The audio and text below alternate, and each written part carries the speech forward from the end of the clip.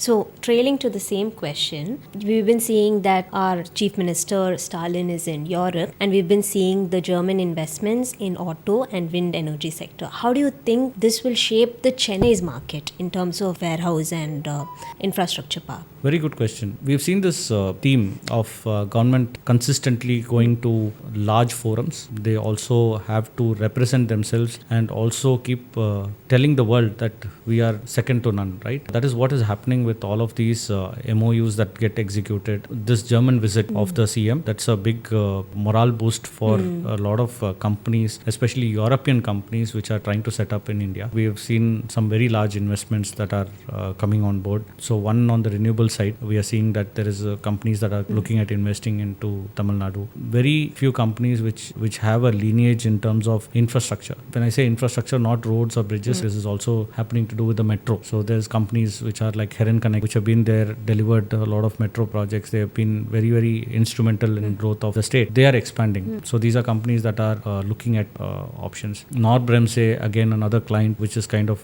very, very big on the rail side. They are setting up a large plant. These are the kind of MOUs that are getting signed, that are getting executed, and the government is kind of allotting lands in SIPCOT. They are kind of taking care of the investors. They are giving the older investors like BMW a lot of confidence in kind of remaining in the state and expanding and growing. This is very vital because it is not a one-time exercise that an investor comes into a state. When somebody looks at a state and puts up a plant, I think it's a 20-year game. It is not a short-term game because in manufacturing, everybody thinks long-term, and rightly so. The kind of investments that we are seeing today, EBM Parks, for example, Vensis, for example. So these are companies that have evaluated a lot of options and have taken a very, very wise call to kind of keep looking at a state like Tamil Nadu. These are the things that are getting kind of discussed in the CM's visit to Germany. This is a very good role that the CM is playing because it shows the kind of seriousness that is there from a business standpoint, ably supported by the ministers and the